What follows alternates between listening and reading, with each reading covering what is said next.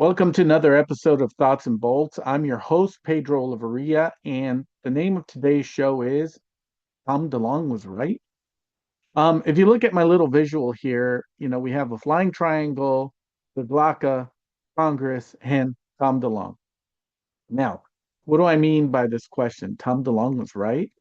You know me, I love gray and I love having an open mind. But I think that you know, when we go back to the Joe Rogan interview he had, and we look back at it with, 8 years of disclosure happening, I think that no matter how you answer this question, it has serious implications about everything else. Okay. And you're going to see why. In some sense, this episode is a sequel to the De Glocke episodes I did before. It's, I hope, the last in this series, which I'm calling the Ancient Aryans Dilemma. I thought that would be the case last time, but apparently I was wrong. But let's go back to the Joe Rogan interview. And before getting into De Glocke and triangles, let's go into a claim that Tom DeLonge made with regards to the founding of TTSA. Let's listen to what he has to say. And it's important because you'll see.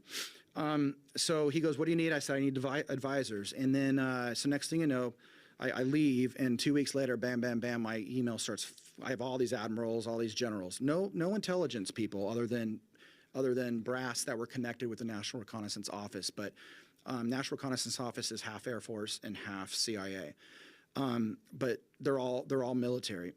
And so I start talking to them. I start meeting with them. I fly out to Colorado Springs, and there's a general and a colonel, and they look at me and they said, "Okay, do you need anything else? Are you good?" And I said, "Well, I think you guys should talk to the Defense Intelligence Agency." And they go, "Why?" I just don't want to upset them. I want to make sure everyone's kosher with what I'm about to do." And the colonel looks at me and he goes, "Do you ask your dad for permission after your mom's already given it to you?" And I go, "No." And he's all, "You've been given permission. Shut the fuck up and get to work." And I was like, "All right." So I did.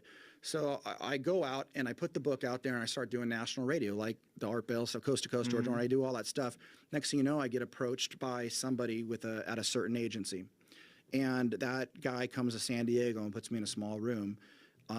And I got what you would call interrogated for 2 days straight, saying, "We need to know who the fuck you are. You know shit you shouldn't know." And what specifically should you not have known?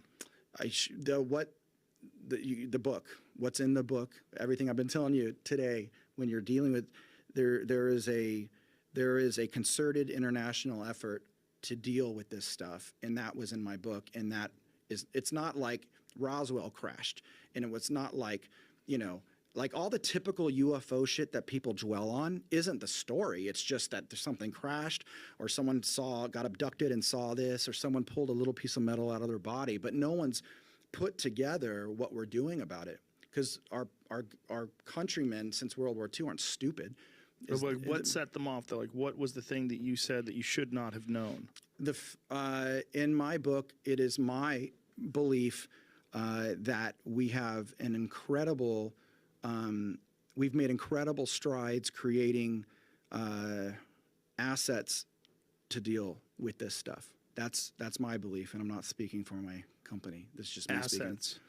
Yeah. Mean some sort of a government agency that's been designed or put together, international? International. Okay, so some sort of an international collaboration to deal with the threat of alien life. And that was enough that they pulled you aside and wouldn't let you go for 2 days and just interrogated you? So it was it was an interrogation, but it was a pretty heavy debriefing of how I got to where I was. And it's not like they didn't let me go home. This took place at a hotel near my home. But they made you sit down and talk to them. Oh, fuck yeah. There was 6 of them, I think. 6. And so they let you leave and go to sleep and then come back, get something to eat, and came back, spent another 8 hours because I wasn't Okay, that's very interesting, right? Now remember, this interview happened 8 years ago. Okay, 8 years ago, and like literally 2 months before the big New York Times bombshell story. Okay, 8 years have passed, and it seems like we can corroborate this story. Okay, so this is again Tom DeLonge at the big TTSA kickoff press conference, and to the far right you can see a man named Jim Semivan. Jim Semivan is a retired CIA officer. He was part of the clandestine service. He was a career CIA man, and you know what they say: once a G man, always a G man. So even though he's retired, he's still a force to be reckoned with, I suppose. But yeah, that's Jim Semivan, and there's Tom DeLonge together. Now, let's see what Jim Semivan says about the founding of TTSA, and tell me if it rings any bells. To talk at least briefly for our viewers and let them know about your work with To the Stars Incorporated. Yes, To the Stars. It's a fascinating company. It started around 2015, maybe 2016, I think. I had met Tom DeLonge. I had been called by friends of ours. I won't name them, but asking me if I had read Secret Machines. It was a book that Tom had published with A.J. Hartley. It was a fiction book, and I said no, and I said I don't even know who Mr. DeLonge is. And they said, well, you should read the book, and then you should listen to a interview he had with George Knapp on Coast to Coast AM. So I listened to the interview first, then I bought the book, and then I realized that Mr. DeLonge was talking about things that had I got to be careful here. There are some things in the book I think were reasonably accurate as a reflection of maybe what was going on in the government. So I knew he had advisors, and he had talked about the 10 advisors that he had. So it was an informal thing where we contacted him and asked to meet him to determine perhaps there might have been some leak of some classified information. So I flew out there and met with Tom.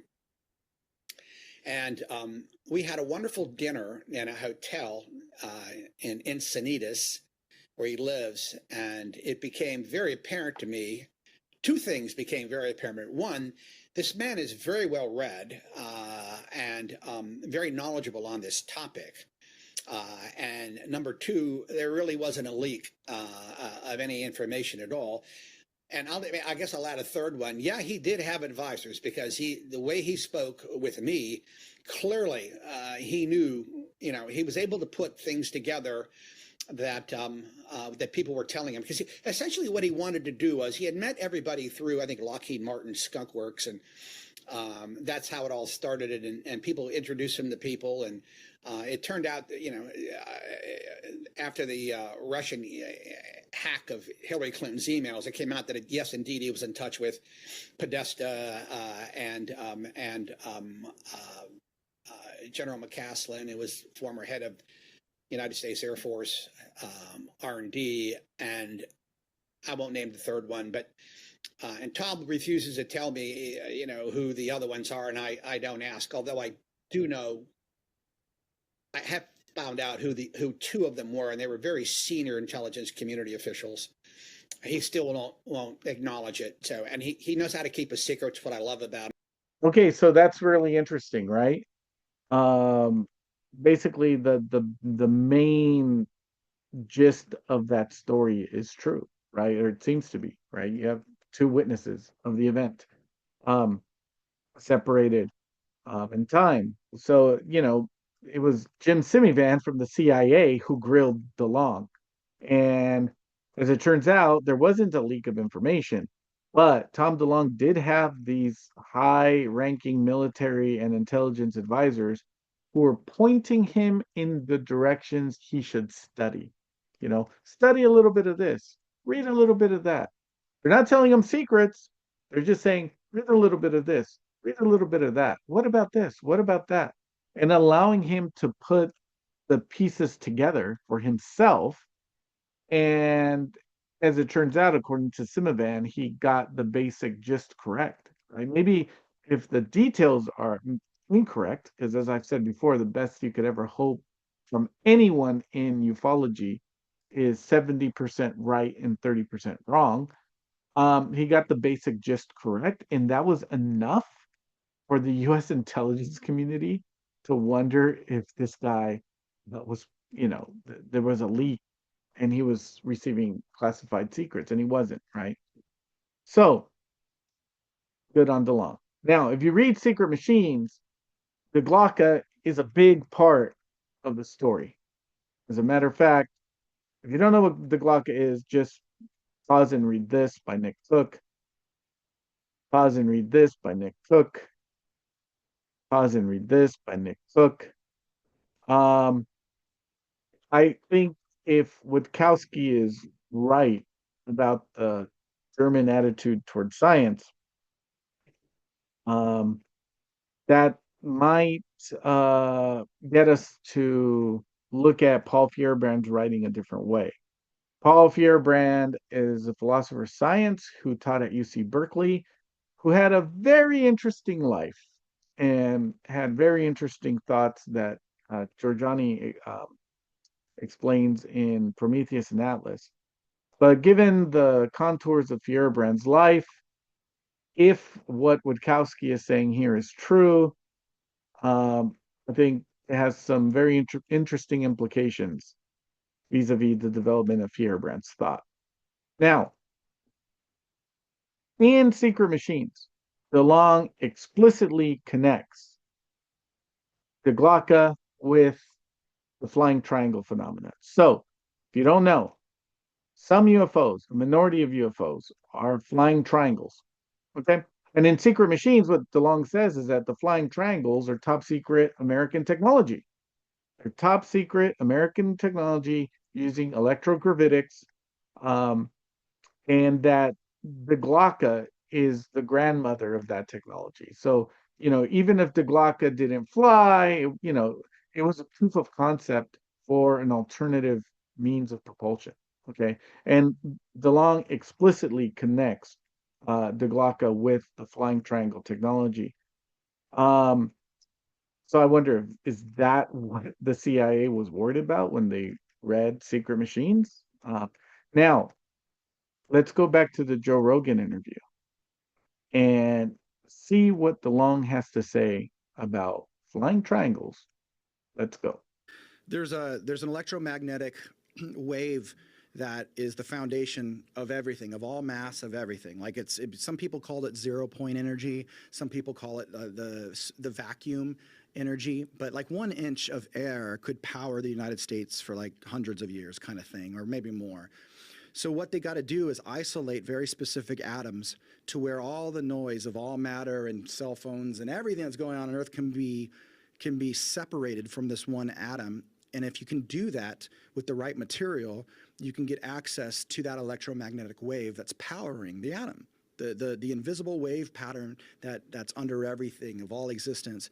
And once you do that, it's not like splitting an atom. This is the power behind the atom. It's extraordinarily dangerous, but it's also what will turn that thing on, and it'll turn into a ball of light and just disappear. And I could show you a video of something doing that. That's actually on YouTube. Okay, tell Jamie what it is. TR-38 Astra Aurora Project 3B. USAF. Oh, 3B, sorry. This is the Craft and Secret Machines book. That's all I'm going to say. And this thing is floating in the air. It'll take a few seconds till they turn on the engine. That looks pretty badass. Oh, wait, you can see little lights dancing around on the bottom. But I think this was leaked on purpose because the guy's making it just hard enough to see, moving the camera around in and out of focus. Yeah, right? Like it's got he's barely focusing. Boy, that looks like a drone. Well, it looks small too. It's not. That's pretty big. I would think that one's about 40 feet. Really? Look, see the tail fins on the back? That's how you know it's not alien per se. It's built off, I think, technology that came from there, but, they don't need vertical tail stabilizers. What's that big light? Okay, this is the engine. They turn it on. So right now they're accessing that energy I told you about. Now, and watch what happens. It's gone. There's a pilot in that. If that was in a movie, I'd want my money back. Okay, so that's an interesting segment, right? Um, Tom DeLonge says that, there's a flying triangle that the U.S. government owns, because if you read Secret Machines, that's what it says, right? That flying triangles are owned by the U.S. government, and that they, like I said before, owe their origin to the Glocke technology. Uh, However, Joe wasn't really convinced, and which is natural. We should all be skeptical about this stuff. But remember, that was 8 years ago. That was 8 years ago. Let's fast forward. Let's go back to 2024, uh, to the second to last UFO hearings that happened uh, at Capitol Hill. Okay. This is Nancy Mace, U.S. Congresswoman. She was presiding over the 2024 hearings. These are the whistleblowers or the witnesses that were going to testify at those hearings. You can see Rear Admiral Gallaudet, and this is Lou Elizondo. Okay, uh, this is also Lou Elizondo. Okay, I'm gonna let you read if you want to. And this is Lou Elizondo and Tom DeLonge, right at the kickoff for TTSA. And what we're about to hear is Lou Elizondo on a podcast. So listen to this audience question and listen to his answer. Basically, have you seen anything on open source that you say, wow, Yeah. that's credible? Yeah, and the problem with it is that the government recognizes it. There are some very authentic UAP images. When people say, "Oh, that's all grainy and blurry," no, they're not. There's some that are really clear and are very authentic, because we can look at the date and timestamp and the metadata on the video. We can then correlate that to any other type of assets that may be in the area. And, it turns out that, yeah, we're picking something up that came across, let's say the Pacific Ocean. And all of a sudden someone in San Diego goes, "I have this real funny light doing these weird things in the backyard." And all of a sudden you realize, "Ooh, man, they got it on camera." Yeah, there are some very, very, there's one in particular. I probably can't talk about it. But there's one of a triangle. And it's at night, and it's not just 3 points of light. I mean, you can see the skin of the aircraft. You can see a lot, and to the point where some of our folks were like, "Well, should we take it off of the internet?" No, don't take it off the internet. Leave it up. That's not your video to take down. That's a private citizen's. And yes, they got a great video of a UAP. Congratulations. We should probably give them an award. Don't take the video down.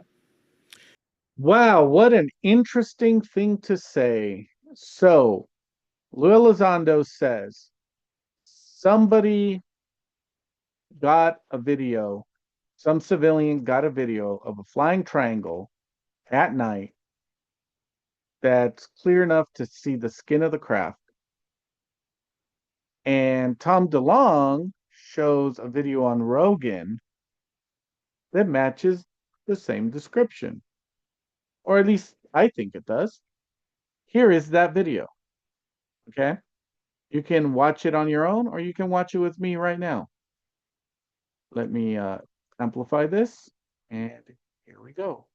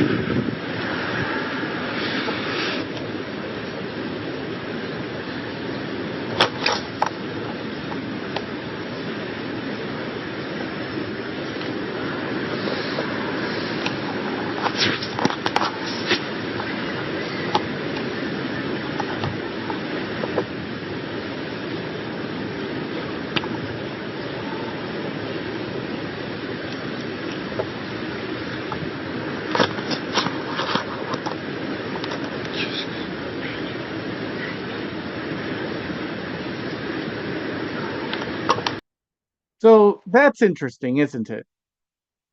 Tom DeLonge shows a video that matches the description Lou Elizondo gave of a real triangle video that was at night and was clear enough so that you could see the skin of the craft. Okay.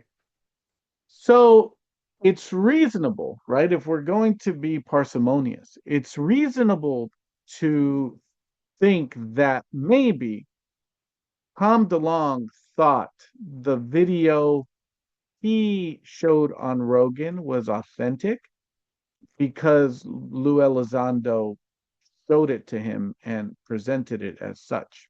Okay. Now, with regards to skepticism, I think it's warranted. But I think true skepticism um, is also skeptical of itself, right? So I, for one, have never seen a triangle UFO with my own eyes. So I have nothing with which to compare that UFO video with, right? I don't know what a real triangle UFO would look like. So how do I adjudicate whether or not that video is real or not?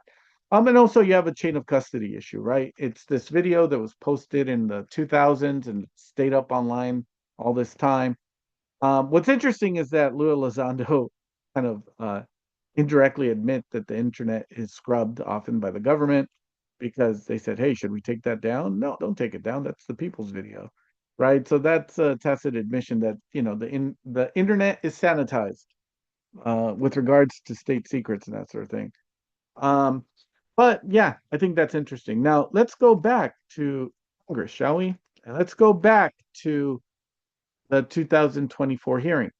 Now, Mr. Gold, who represented NASA, was actually a last-minute replacement for a whistleblower named Matthew Brown, who at the last minute kind of got cold feet, which is totally understandable, right? It's easy for people like me to make shows about this kind of stuff, but when you're actually playing the game, and it's a game that deals with state secrets, more secret than the atom bomb, I can understand a whistleblower at the last minute choosing not to testify before Congress.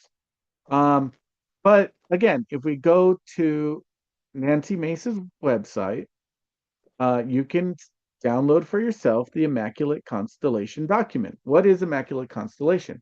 Well, according to the whistleblower, who did literally later come out, um, Immaculate Constellation is a program that uh, collects the best UFO footage, right, in one place in order to keep it from ever leaking.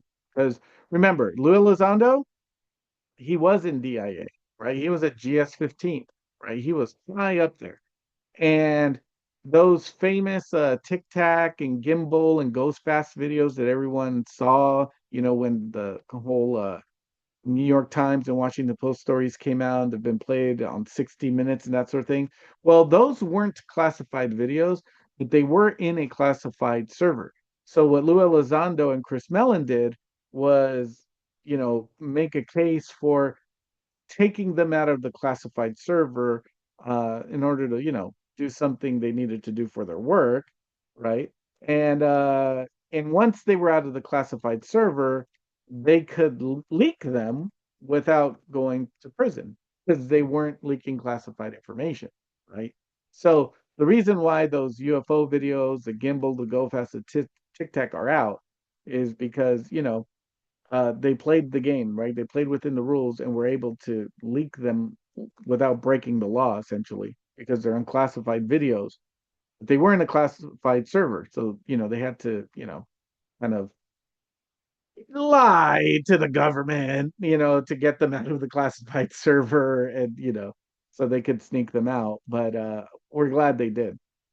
But in order for that to never happen again, uh, the DIA created the Immaculate Constellation program that gets all the best UFO footage and puts it in like the super secret place so that it can never leak out again to something like the New York Times. Now, if you go download the document, actually, here's Matthew Brown. He did come out later, or this interview, which was recorded earlier, was released later, and he's since gone public and told his story about how he stumbled upon the Immaculate Constellation program. And he wasn't supposed to stumble upon it, but he did. And that, in and of itself, even though he kept all his oaths and everything, um, caused them huge problems at work and essentially destroyed his career in the public sector in the government, right? So he came out and he was going to be one of the official whistleblowers. But if you look at the document, bearing in mind and remembering what we just saw, okay, look at the description of triangular UFOs. Take your time, pause the video if you have to. Look at the description of the boomerang slash arrow-headed UFOs, okay? Everything we just saw in that video that Tom DeLonge showed on Rogan is found in the description of the triangular UFO or the boomerang UFO. Okay. You have the nice black,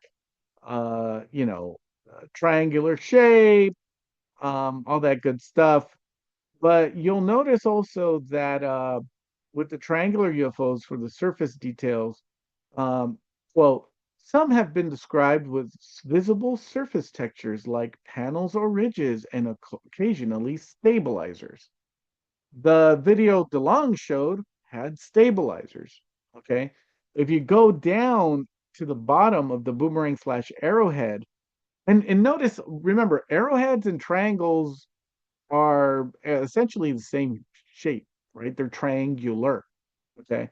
Um, Unique emissions at the bottom. So, seen to emit a spherical ball of light from the center line, which partially envelops the UAP during maneuvers, causing electromagnetic interference with local technologies. Okay.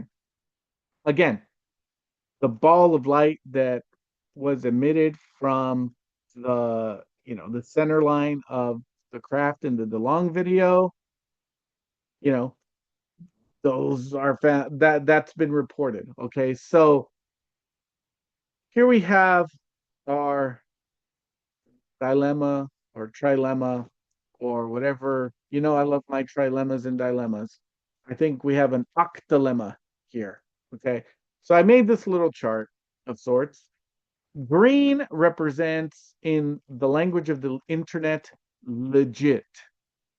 And red represents, in the language of the internet, bullshit. Forgive me for my language. Okay, by legit, we mean authentic, truthful, real, legitimate, trustworthy. By bullshit, we mean uh, fake, disinformation, uh, hoax, fraud, lie. Okay.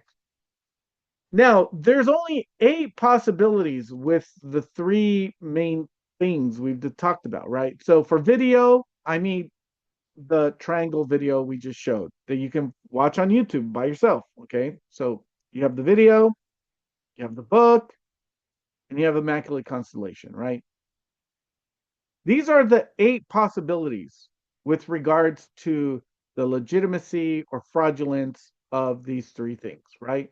Whether you're talking about the information in the Immaculate Constellation document, whether you're talking about the information in the historical fiction Secret Machines, or whether you're talking about the information found in this video, right? These are the 8 possibilities. And you could make a YouTube video exploring each and every one of these possibilities and the implications they have vis-a-vis the UFO phenomenon and the disclosure of UFO truth by the US government and its proxies, right? And no matter which one of these you pick, they have major implications, right? About those 2 big things. Now, I think if we're truly being skeptical, right?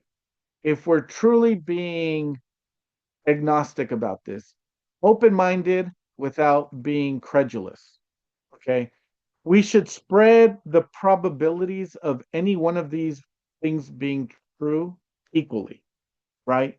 And we should say, starting out, a priori or basic assumption that for any one of these scenarios, there's a 12.5% chance that it's true, right? And I would just like to leave you with this, right? To think about it. Okay.